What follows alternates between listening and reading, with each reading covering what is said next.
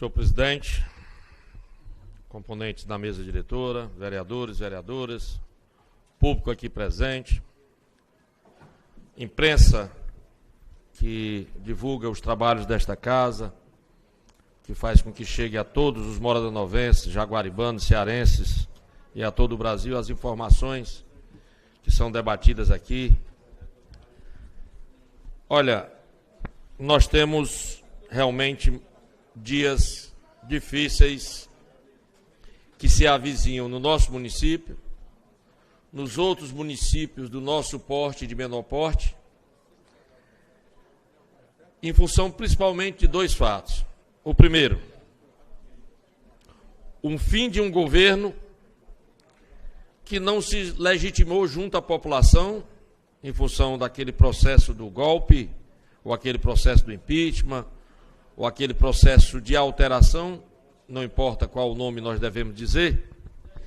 E aí o presidente Temer não conseguiu fazer com que esse país decolasse. E nós temos uma das piores arrecadações do governo federal nos últimos 10 anos. Não se produz, não se trabalha, não se emprega, e com isso o povo deixa de pagar os impostos que geram o montante que formam os recursos do Fundo de Participação. Doutor Nacélio disse, e eu concordo, a arrecadação continua subindo. Pouco, discreta, mas subindo. Só que nós temos que lembrar de outra coisa. Os gastos aumentaram muito mais. O que era gasto antes, a cada dia que passa, aumenta. Do recurso da educação total,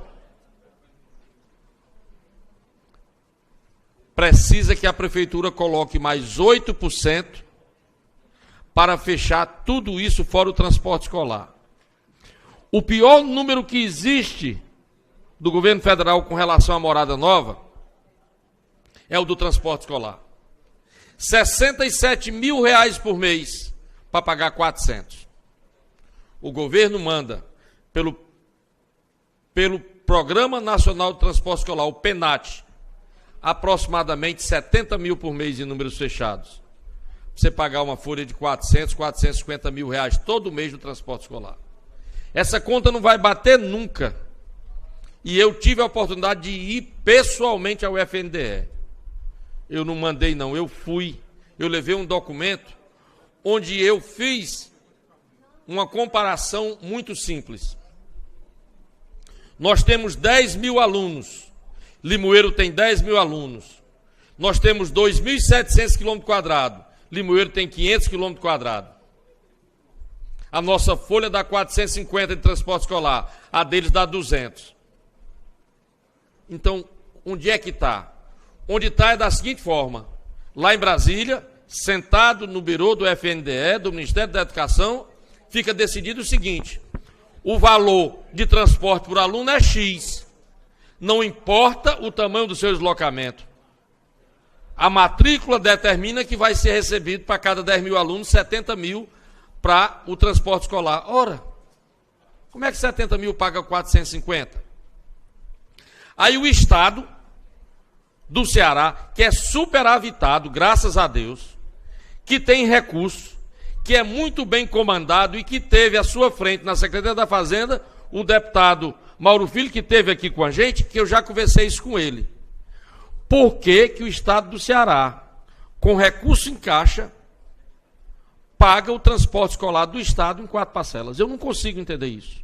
Eu nunca consegui entender isso. E aí o Marquinhos emendou, arrematando lá, de que o empresário que tinha ganho aqui em Morada Nova, que é o nosso amigo Felipe, ele tinha a capacidade de, na falta do Estado, ele suprir com recursos próprios para depois receber do Estado. Veja bem que situação interessante. O Ceará, que é o estado mais saneado do Nordeste brasileiro, e isso tem que ser levado para que a Secretaria de Educação entenda que é inadmissível que o Estado passe 90 dias para poder repassar uma parcela. É inadmissível. Além do que, não é o Estado que tem que dizer, eu vou mandar tanto. Não.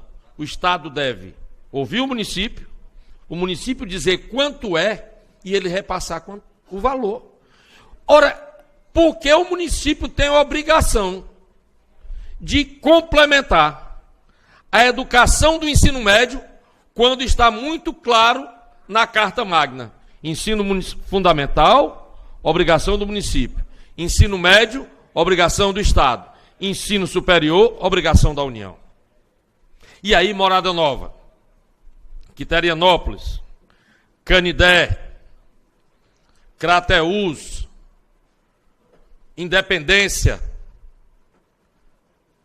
Vaze Alegre, que são os grandes municípios em extensão territorial do Ceará, penam. Por que penam? Pelo seguinte: olha o que é que acontece, por exemplo, com o Juazeiro do Norte, que tem 98 km² e tem 50 mil pessoas no sistema. Se eles receberem lá 300 mil, não gasta. Por quê? Porque só tem 98 km², não tem um distrito, só tem comunidades. Então, esse é um fato. Porque dentro do município da área de Morada Nova, cabem exatamente 27 Juazeiros do Norte. Dentro da área territorial de Morada Nova, cabem 27 Juazeiros do Norte. Com isso eu estou dizendo que o problema da educação tem que ser resolvido reavaliando o sistema municipal, fazendo a diminuição das escolas, diminuindo esse fluxo de alunos e fazendo com que o Estado cumpra com a sua obrigação junto ao ensino médio. Se em 2019, com a inauguração da Escola Modelo, que hoje leva o nome da professora Hilda Ponciano Lima, se a Escola do Roldão pronta para receber os alunos, a Escola do Aruaru reformada para dar mais qualidade, a Escola do Setocá terminada para poder fazer o fluxo, e a gente possa, com isso, mudar o nosso sistema municipal, reavaliar, para saber quantas escolas ficarão e como o município vai encarar isso. Não existe outra maneira de se resolver a questão educacional a não ser dessa forma. Só existe essa. Pois não, com todo prazer. Eu quero só lembrar a Vossa Excelência que o prefeito fez uma troca, porque essa troca também nos foi oferecida, que concluía a escola modelo e dava mais outras salas de aula. O problema foi esse. É que, aí eu acho que é o conto do vigário. Porque, bom, eu vou terminar a escola, eu vou botar outra sala de aula, mas você fica com o transporte escolar. E o meu tanto é esse. O prefeito, certamente, eu adverti aqui, não foi advertido dessa peculiaridade, mas ele sabia, porque o contrato foi assinado. Quando você assina, você sabe. Que era muito melhor que ele terminasse por conta própria a escola modelo, do que pegar questão de transporte escolar se continuar, do Estado. Que sai muito mais caro. E eu disse isso aqui. E eu avisei que nós tínhamos recebido essa proposta. Porque as prefeituras, Marcelo, nesse ponto, Vossa Excelência tem toda a razão, não aguentam. Não aguentam nem o que tem, como é que vai pegar outro bucho?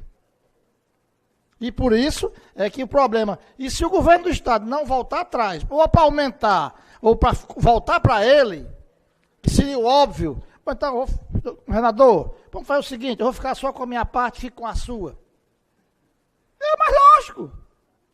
Você já me deu aqui essas coisas, eu agradeço, faz de conta que foi uma obra que veio para o município, porque aí possa ser, Marcos, você tenta resolver, e a tendência é procurar resolver, pelo menos de alguma maneira, porque senão vai continuar atrasado, o aluno vai ficar sem aula, daqui um dia o município afeta também, porque quando não tem fluxo de caixa, você esperar de 3 em 3 meses e nem dando para pagar, é problema. O que é que seria a solução? Devolver para o Estado e assim cada um tomar de conta da sua parte. Obrigado, Excelência. Excelente a sua colocação. No que pese a questão de devolver ou não ao Estado, o que acontece é que nós temos que pagar o preço 2018 e se Vossa Excelência coloca com propriedade de que os 4 milhões que serão investidos estão sendo investidos na recuperação, ampliação e reconstrução de escolas, são um preço que o município teria que pagar em relação ao transporte escolar para que essas obras acontecessem, esse contrato termina em 31 de dezembro. Esse contrato termina em 31 de dezembro. Então, o que é que nos ocorre? Nos ocorre de forma muito simples. É hora do prefeito, do secretário de Educação que hoje nos visita, bater o martelo, ver a situação, mostrar o ano de 2018, fazer o levantamento do que aconteceu nesse ano, qual o custo, quanto veio, qual o déficit e mostrar ao governo do Estado. É essa a situação. Porque parceiro serve exatamente para isso. Para ajudar, para apoiar, para compreender, para entender que é preciso que o município de um porte, como de Morada Nova, não pode ficar nessa situação. Ao longo dos últimos anos, nós vimos sequencialmente essa situação da problemática do transporte escolar. E eu tive a oportunidade de ver por dentro, porque passei 5 meses. A única diferença que eu fiz foi pagar de 15 em 15 dias. Em vez de fechar o mês do transporte escolar, eu pagava por quinzena, porque aí era menor a capacidade de problema, porque aí o dono do transporte já recebia aquela quinzena e aí ficava menor o atraso, já dava para ele ir resolvendo algumas situações e aí diminuía essa situação. Mas cada um tem uma forma de trabalhar. A grande questão que nós temos agora a nos preocupar é como é que vai se situar o novo governo federal. Nós devemos pensar sempre da seguinte forma, de que se vai acontecer a reforma da Previdência, como é que vai ser encarada a questão dos novos ministérios que estão falando em 15, outros falam que pode chegar a 17 e outros falam que pode chegar a 19, diminuindo 10. Mas nós devemos entender que para que as coisas aconteçam aqui, nesse pequeno parlamento, ali em Fortaleza, num parlamento maior de 46 deputados, e lá em Brasília, numa grande casa de 513 deputados e 81 senadores, para que as coisas possam acontecer, uma palavra é fundamental: diálogo. Se o presidente Jair Bolsonaro conseguir articular o diálogo com os partidos ou com as bancadas, aí sim ele terá como imprimir o seu modelo de governo, o seu modelo administrativo, aquilo que ele pensa para o país. Só haverá chance dessa forma, porque o corporativismo daquela casa, mesmo com 50% dos deputados sendo os novos, lembre que desses 50% de deputados que são novos, 20% são de deputados que estão substituindo o pai, uma representação familiar, uma estrutura. Porque o Arnon Bezerra não está lá não, mas o Pedro Bezerra está, que é o filho dele.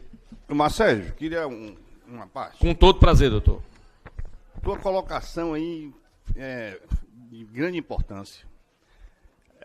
Na realidade, eu acho que a administração de Morada Nova tem que aproveitar o momento que o governo foi reeleito, o governo PT, e tentar negociar a volta desse transporte. Porque se não for assim, mas eles podem até dizer, não, mas nós fizemos os benefícios necessários para a Morada Nova e agora tem que ser assumido o transporte.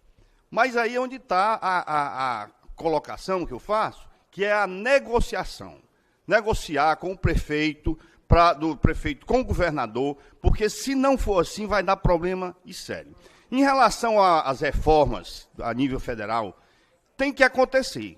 A da Previdência tem que acontecer rapidamente, porque eu estava vendo, a cada ano, 200 bilhões de déficit. Aí tem que ser pago. Os aposentados têm que ser pagos.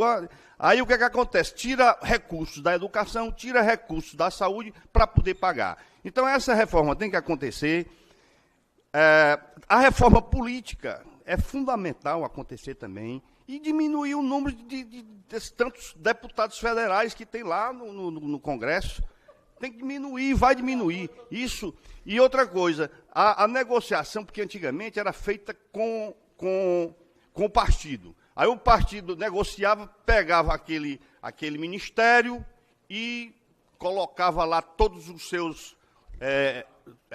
Agora não, ele parece que vai negociar, pelo menos é o que está sendo indicado, vai negociar com as bancadas.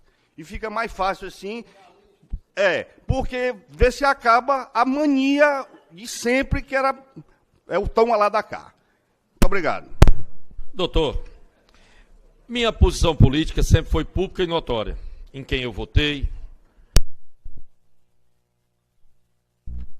o apoio que nós...